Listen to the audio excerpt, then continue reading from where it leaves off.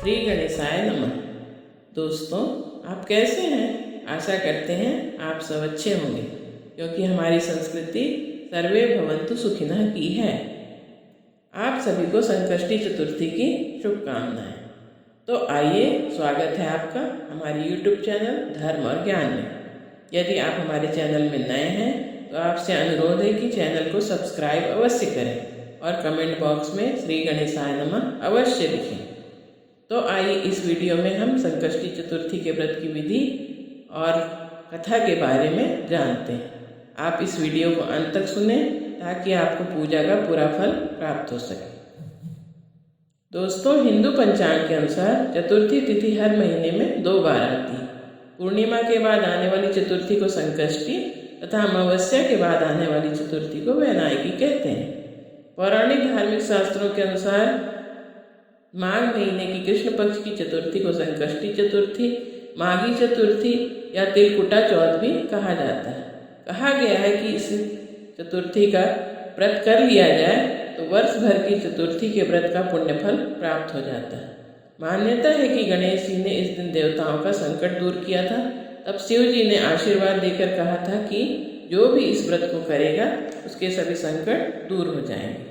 प्रथम पूज्य देव और संकट हरण श्री गणेश जी की पूजा से सभी कार्य निर्विघ्न संपन्न होते हैं तथा संकष्टी चतुर्थी का व्रत करने वाले के सभी संकट भगवान गणेश हरण कर लेते हैं। इसीलिए माताएं सुख सौभाग्य तथा संतान की लंबी आयु के लिए निर्जल व्रत रखती हैं। यह व्रत संतान के जीवन में आने वाले हर संकट और बाधा से उन्हें बचाता है। अब आइए, तिल चतुर्थी कब है और व्रत की विधि के बारे में जानते हैं। दोस्तों, चतुर्थी के दिन जल में तिल और थोड़ा सा गंगा जल डालकर स्नान करें। स्नान आदि से निवृत्त होकर स्वच्छ वस्त्र धारण करें। हो सके तो लाल रंग के वस्त्र धारण करें। उसके बाद उत्तर या पूर्व की ओर मुख करके चौकी में श्री गणेश जी की रिद्धि सिद्धि सहित प्रतिमा या शिव परिवार सहित प्रतिमा स्थापित करें, क्योंकि गणेश जी की पूजा अकेले नहीं की जाती। फल फूल रौली मौली अक्षत पंचामृत आदि से श्री गणेश जी को स्नान करा के विधिवत तरीके से पूजन करें। धूप दीप दिखाएं। गणेश जी को तिल के लड्डू, ऋतु फल तथा मोदक का भोग लगाएं। उसके पश्चात संकष्टी चतुर्थी की कथा सुने और आरती करें। इस प्रकार विधिवत तरीके से पूजा करने के बाद गणेश चालीसा का पाठ करें या ओम गणेशाय नमः मंत्र की एक माला का जाप अवश्य करें। उसके बाद एक चांदी के पात्र में या पीतल के पात्र में कच्चा दूध, हल्दी, मिश्री, तिल तथा दुर्वा डालकर ओम चंद्रपतये नमः मंत्र बोलकर चंद्रमा को अर्घ्य दें।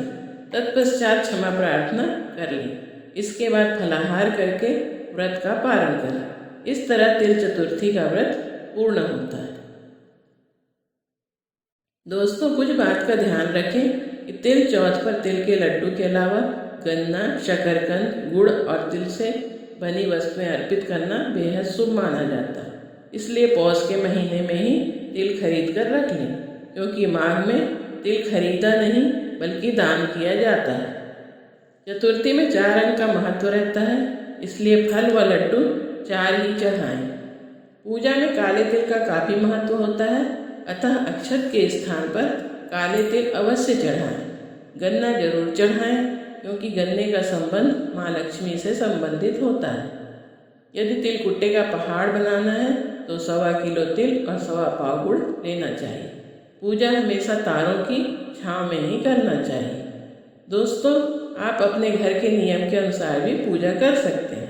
पूजा और पूजा की सामग्री और फल जो आसानी से उपलब्ध हो उससे पूजा करें, क्योंकि भगवान सामग्री नहीं बल्कि भाव के भूखे होते हैं। इसलिए भक्ति भाव से पूजा करें। आइए, अब जानते हैं कि तिल चौथ या संकष्टी चतुर्थी कब है। दोस्तों, चतुर्थी तिथि शुरू हो रही है 10 जनवरी मंगलवार को दोपहर 12:09 पर और 11 जनवरी बुधवार को 2:31 पर समाप्त हो रही है। उसके बाद पंचमी तिथि लग जाएगी और गणेश जी का पूजन और चंद्रमा को अर्घ्य चतुर्थी तिथि में किया जाता है। अतः 10 जनवरी को ही व्रत करना श्रेष्ठ रहेगा। इसलिए 2023 की संकष्टी चतुर्थी तिलकुटा चौथ 10 जनवरी को ही मनाया जाएगा। चंद्रोदय का समय रात्रि 8:41, लेकिन इसे आप अपने स्थान के आधार पर देख सकते हैं, क्योंकि अलग अलग स्थानों पर चंद्रमा उदय का समय अलग अलग होता है।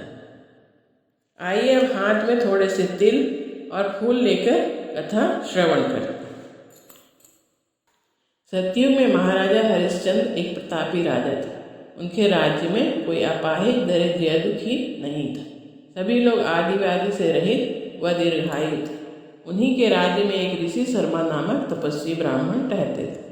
एक पुत्र प्राप्ति के बाद वे स्वर्गवासी हो गए।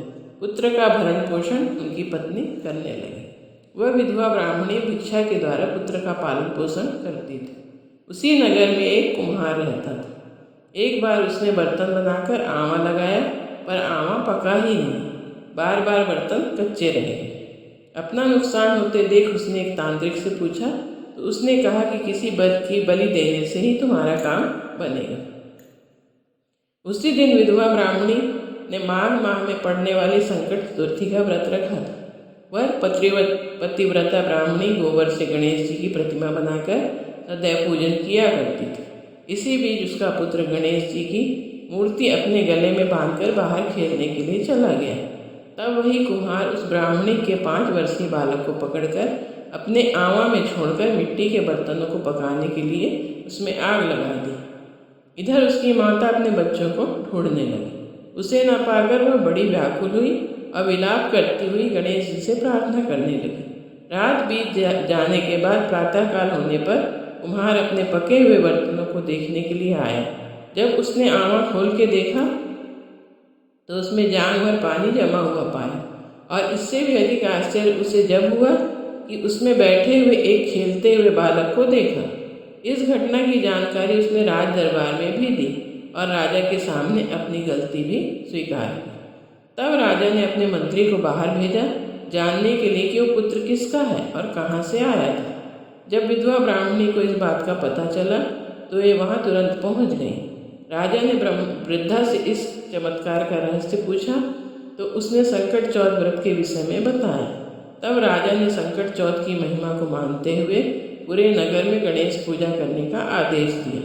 उस दिन से सभी लोग माघ मास की संकष्टी चतुर्थी का व्रत करने लगे। इस व्रत के प्रभाव से ब्राह्मणी ने अपने पुत्र के जीवन को पुनः पाया। इसलिए हे चौथ माता, जैसे आपने ब्राह्मणी की संतान का संकट दूर किया, वैसे ही सबके संतान का संकट दूर करके रक्षा करना। बोलो चौथ माता की जय, गणेश भगवान की जय, चंद्रदेव की जय। हर हर